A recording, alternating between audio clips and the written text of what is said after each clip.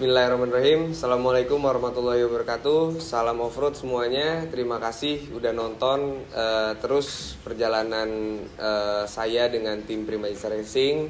Dan saya juga mengucapkan terima kasih selalu dukungannya. Kemarin kita mengikuti IOF Final Round, round keempat yang benar-benar sebenarnya menentukan antara kita dengan Dio dari SVNX LC Towing untuk memperebutkan juara national champion lah, bukan champion di tahun 2025. Kita dengan Dio di awal sebelum masuk ke final round ini beda 2 poin. Saya pertama, Dio kedua dengan beda 2 poin, yang ketiga beda sekitar 8 poin kalau nggak salah. Di situ kita pasti pertama mindsetnya semua tim adalah bersih semua SS, tidak ada problem di mobil, dan bisa waktunya kompetitif lah, minimal di atas Dio di setiap SS. Itu target kita. Tapi takdir berkata lain, alam berkata lain, mobil berkata lain, kontur tanah berkata lain, yang kita merubah mindset kita yang tadinya mempertahankan, ya sama-sama mempertahankan, tapi mempertahankan untuk menjadi juara nasional, tapi sekarang mempertahankan untuk jadi runner up ataupun nasional kedua. Karena dalam perjalanan di SS kemarin itu memang dalam dunia balap, dunia adventure off-road apalagi racing, itu sangat banyak elemen-elemen atau faktor-faktor eksternal yang nggak bisa kita prediksi.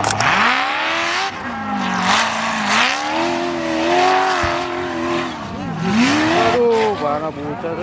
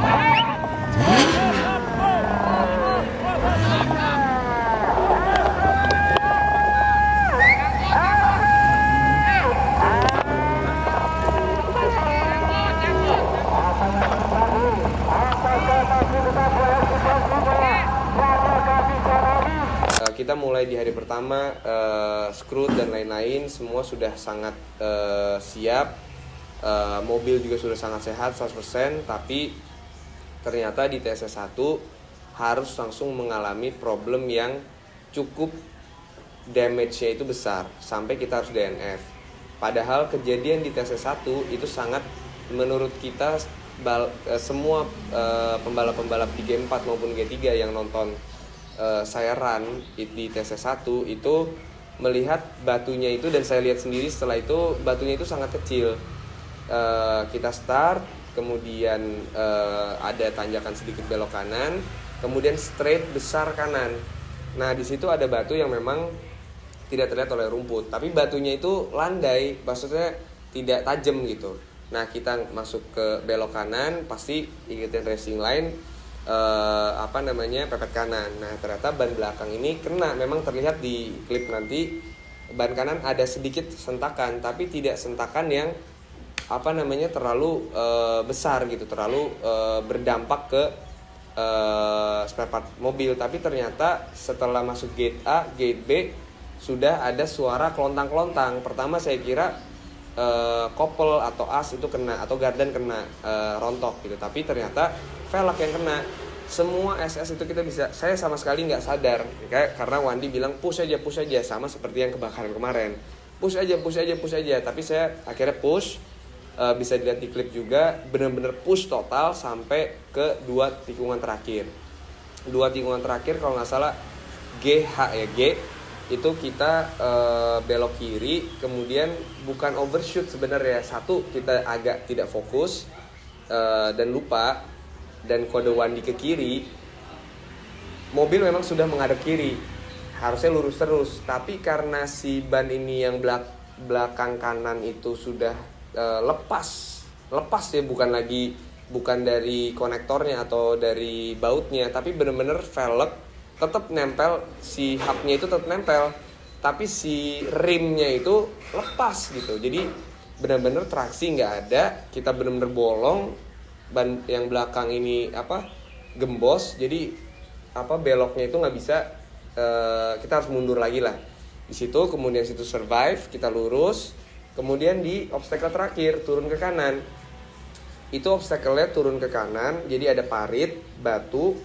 batu lagi di sini, jadi harus benar-benar pas lah momentumnya, ambil kiri jauh, kemudian ngambil di lubang itu. Tapi karena ban kita itu lepas, itu membuat mobil itu stuck, tidak bisa melewati itu. Bagaimanapun caranya kita udah maju mundur nggak bisa. Akhirnya kita DNF. Dengan DNF itu membuat posisi kita di posisi ke-12. Dari situ kita langsung semuanya turun untuk menyiapkan tes selanjutnya.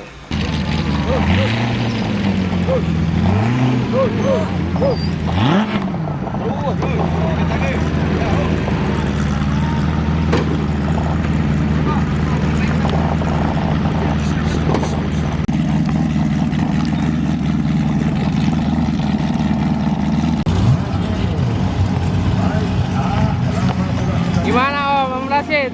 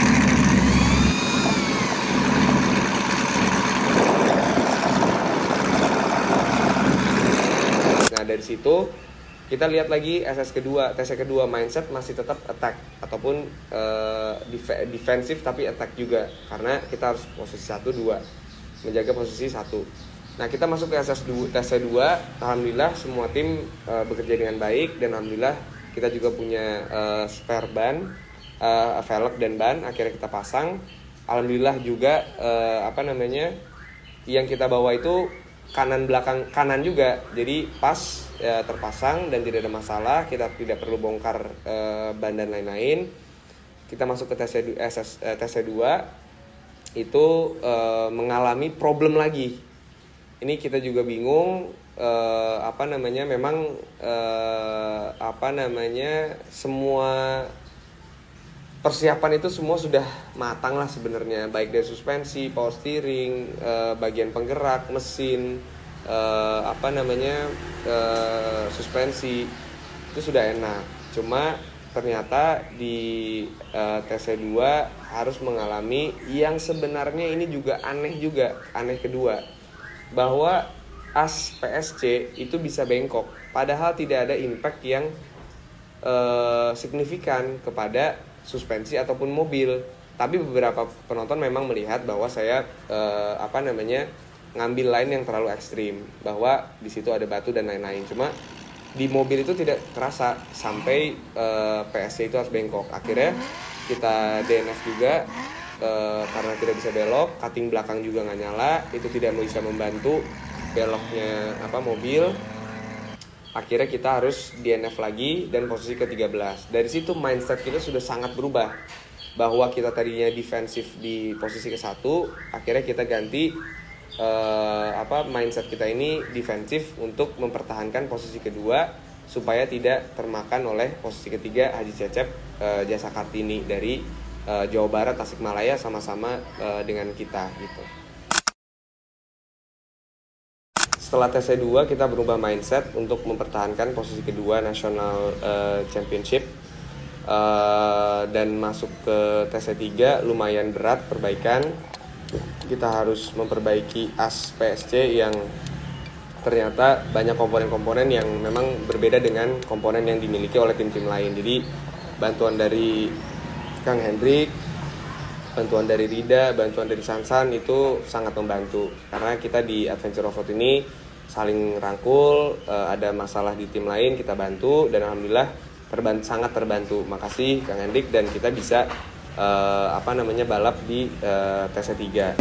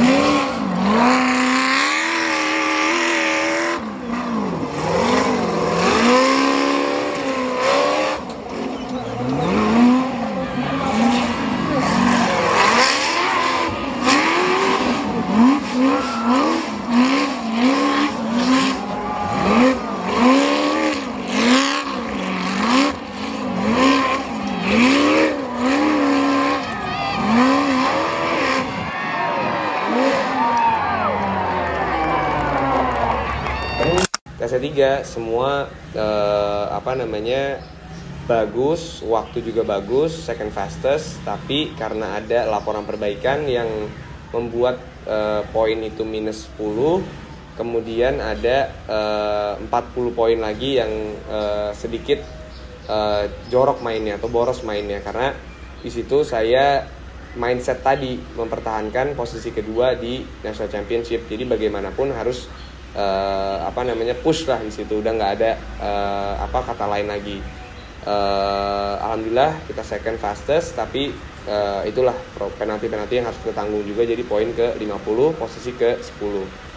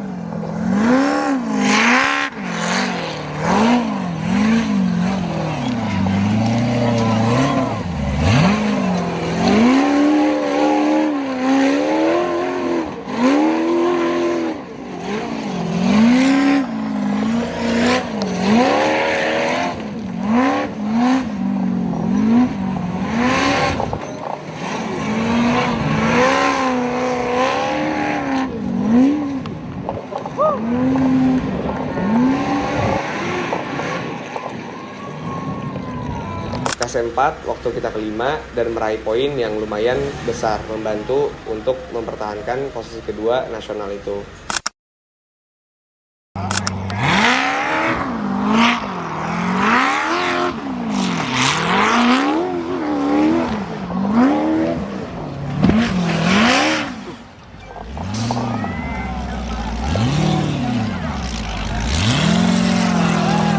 Oh. Woi, apa?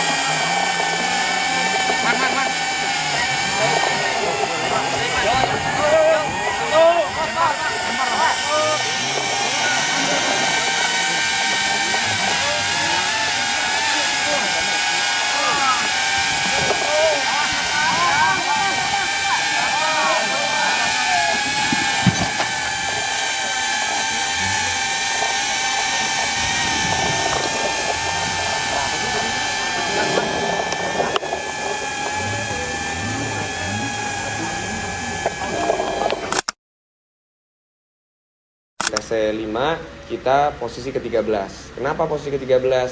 Karena itu adalah TC gate yang semua di gate A, start, gate B itu saya lihat hampir semua pembalap atau peserta yang lain tanjakan yang mau ke gate B itu agak tengah ngambilnya dan membuat turning point di B itu patah sekali dan out di setelah di tikungan B itu agak mabal. Memang bisa dua opsi, ngambil berem ke kanan seperti Mbot dan Dio ngambil kanan ngeberem, atau di awalnya ngambil kanan pepet ke gate B yang kanan, kemudian ke kiri kecil tapi fast in slow out. Kalau yang lain slow in slow out, tapi kita pengen fast in slow out nggak apa-apa gitu. Tapi ternyata tanjakan itu saya udah targetkan dan memang perencanaannya ke kanan, tapi ternyata itu kalau misalnya dilihat dari kokpit itu semuanya rumput dan tidak terlihat ada sedikit di tebing itu sedikit ada lubang yang memang di situ ban itu masuk. Dan nanti mungkin ada klipnya dari tim media yang memperlihatkan kita ini impact ke batu yang ada di lubang itu sangat kencang, yang membuat ban sekaligus velg itu patah lagi, lepas lagi, bukan dari konektornya, bukan dari baut-bautnya, tapi dari rimnya lagi. Jadi itu membuat kita terhambat di SS itu dan tidak finish sama sekali. Kita tidak dapat poin sama sekali, menghasilkan posisi ke-13. Nah, proses kebalik itu sebenarnya saya kira tebing itu agak landai. Yang saya tuh ingin mundur, kemudian kita naik lagi ke atas gitu, atau muter lah. Tapi ternyata pas mundur itu ban belakang kita dan ban depan kita udah di pinggir jurang, jadi udah nggak bisa apa-apa lagi. Kita mundur, akhirnya kebalik. Alhamdulillah nggak ada yang terkena dampak terlalu parah dari kejadian terbalik itu. Wandi sedikit shock, ngos-ngosan karena impactnya bukan pada saat nabrak ke batu, tapi pas kebalik, tapi impactnya sakitnya justru pas dari kecepatan yang tinggi tiba-tiba nabrak ke sudden impact, dan membuat kita ini langsung dari mungkin 40 km atau 30 km per jam langsung ke 5 km per jam. Impactnya gede, napasnya dada agak sakit, kemudian kebalik gitu. Jadi si Wandi di bawah juga hanya ngeringkel gini. Saya ngeliat agak takut kenapa-napa, tapi di Sena, Wan aman. Akhirnya kita evakuasi. Saya keluar duluan, saya tarik Wandi dari atas, dan alhamdulillah semua evakuasi berjalan dengan lancar. Ini sebenarnya berkat simulasi kita juga. Setiap latihan itu pasti ada simulasi untuk emergency exit. Jadi saya juga, harapan saya semua tim-tim yang lain berkompetisi di sini harus melakukan simulasi emergency exit, karena kita nggak ada yang tahu apa yang akan terjadi selama balap gitu.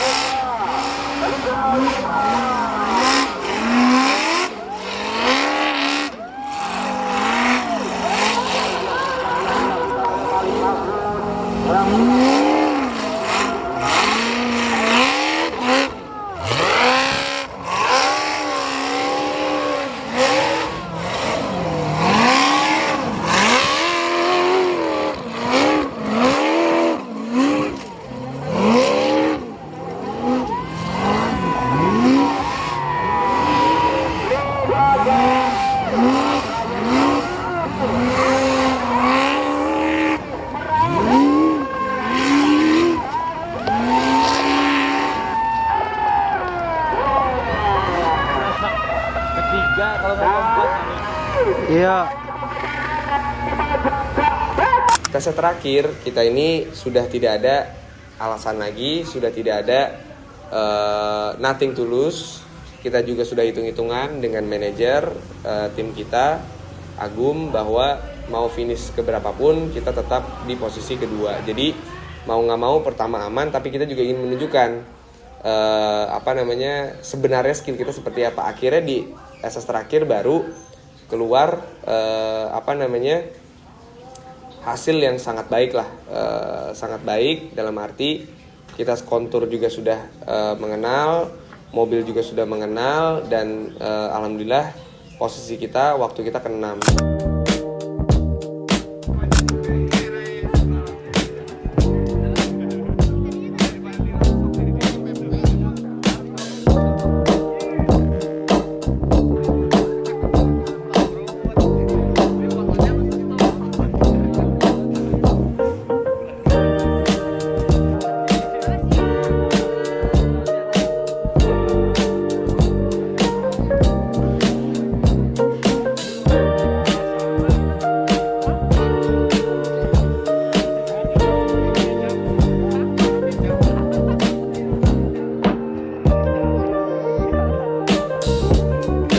Dari 2 hari ini, bahkan 3 hari persiapan tim, hari pertama leg 1, hari kedua leg 2, itu sangat banyak pelajaran, sangat banyak tantangan yang membuat saya ini bilang ke tim bahwa luka ini atau memori ini atau kesempatan yang tadi ada di depan mata ini jadikan sebagai motivasi, jadikan sebagai semangat, jadikan sebagai modal untuk tahun depan kita lebih baik. Karena saya juga sampaikan ke tim dari awal, target kita ini sebenarnya di IOF itu 5 besar. Di ini juga 5 besar. Kenapa? Karena harus lebih baik dari sebelumnya. Tapi alhamdulillah banget, bersyukur teman-teman semua juga, baik dari manajer, dari life coach, dari mekanik, dari tim karyawan Prima Jasa, dari social media, dari life coach sendiri, itu semua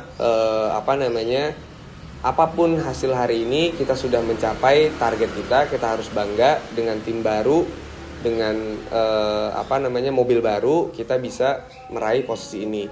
Tahun depan di IOF sudah pasti akan lebih ketat lagi. Banyak mobil baru, banyak pembalap baru, tapi kita di sini optimis karena kita sudah 1 tahun bersama Mufasa.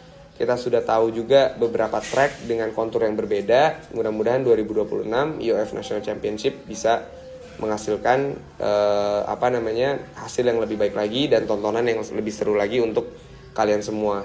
Dukungan yang sangat berarti buat saya dari masa kecil saya balap sampai sekarang, supporting system yang paling utama adalah orang tua saya, dan alhamdulillah saya sangat bersyukur mempunyai orang tua yang sangat suportif, sangat membimbing saya juga dalam balap, dalam dunia kehidupan, dalam dunia pekerjaan.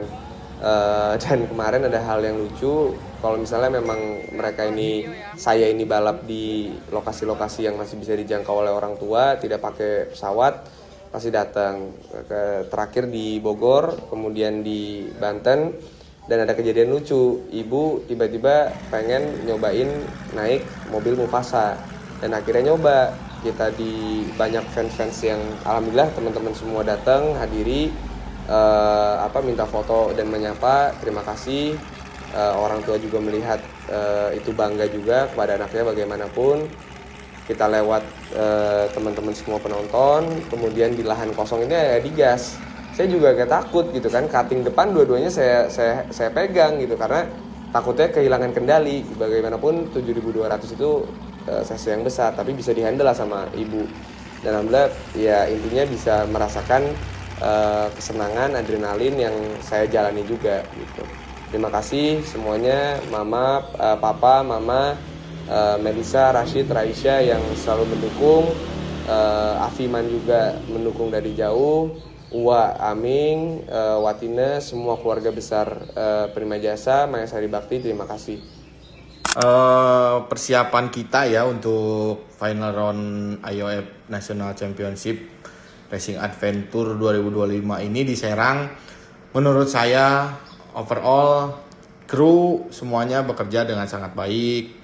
Tidak ada, ya kalau miss-miss sedikit pun wajar, tapi penilaian saya dari tiap seri ke seri itu ada peningkatan dari persiapan kru, persiapan tim media, persiapan tim yang lain-lainnya memang cukup sangat baik lah di putaran 4 ini, karena memang awalnya target kita itu mempertahankan standing point nasional umum untuk di tahun 2025 ini, karena kita terpaut 2 poin dari yang di bawah kita. Makanya saya selalu bilang ke anak-anak untuk prepare yang benar, periksa yang benar semuanya. Kalau mau turunin dulu, dari mulai gardan, kaki-kaki dan semuanya. Kemudian kemarin juga ada request dari Maliknya sendiri kalau settingan mesin dan settingan suspensi itu kembali seperti settingan di awal, yang mana mobil udah mulai agak ke bawah dengan enak. Beda sama waktu di Semarang. Kalau Semarang itu ada settingan mesin di ECU-nya agak naik klik 1.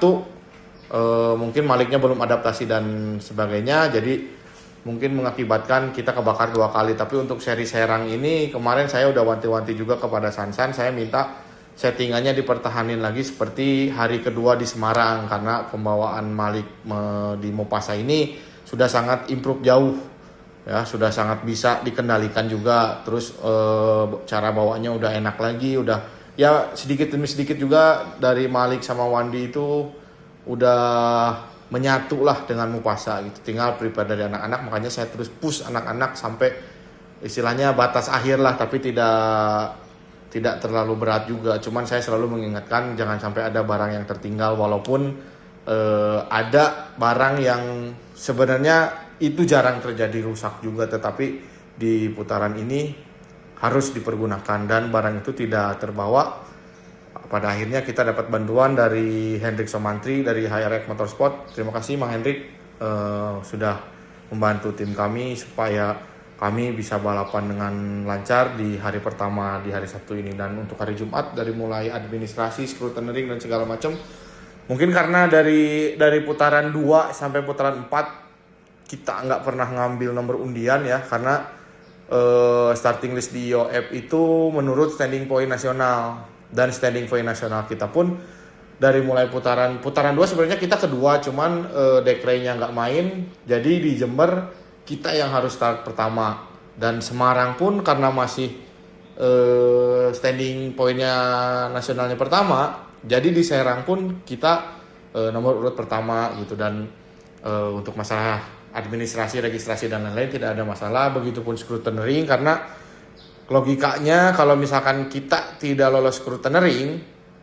dari putaran 1 sampai putaran 3 yang sebelumnya, kita tidak bisa ikut balapan, karena scrutineering itu salah satu syarat wajib yang bisa dikatakan untuk mengikuti jalannya lomba di pada putaran tersebut. Jadi kalau misalkan scrutineeringnya tidak lolos, otomatis di putaran 4 gelar juara umum atau peringkat juara umum hilang, karena di putaran terakhir khususnya yang di standing point 1, 2, 3 itu wajib bermain di putaran terakhir. Makanya pas begitu scrutineering, saya langsung sendiri yang nyekrut, saya yang prepare nyekrut semuanya, bahkan sama Om Gordon dari IOF pusat juga saya langsung yang ngobrol gitu. Istilahnya ya kita juga dari putaran 1 sampai putaran 3 udah main, masa di putaran 4 ada yang ganjel gitu kan, nggak mungkin gitu. Makanya alhamdulillah untuk persiapan di hari Jumat, dari mulai persiapan registrasi, administrasi dan scrutineering, bahkan sampai briefing semuanya berjalan dengan normal, tidak ada terkendala sedikit pun. Thank you, Uncle.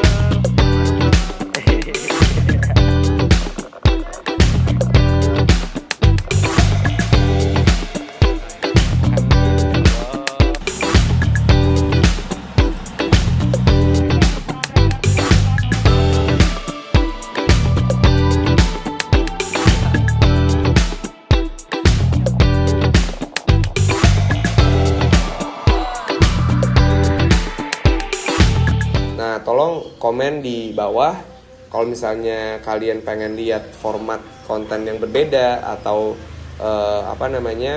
melihat sisi-sisi yang berbeda, itu tolong di komen di bawah. Jangan lupa like dan subscribe di channel Prima Racing. Terima kasih. Assalamualaikum warahmatullahi wabarakatuh. Salam off-road.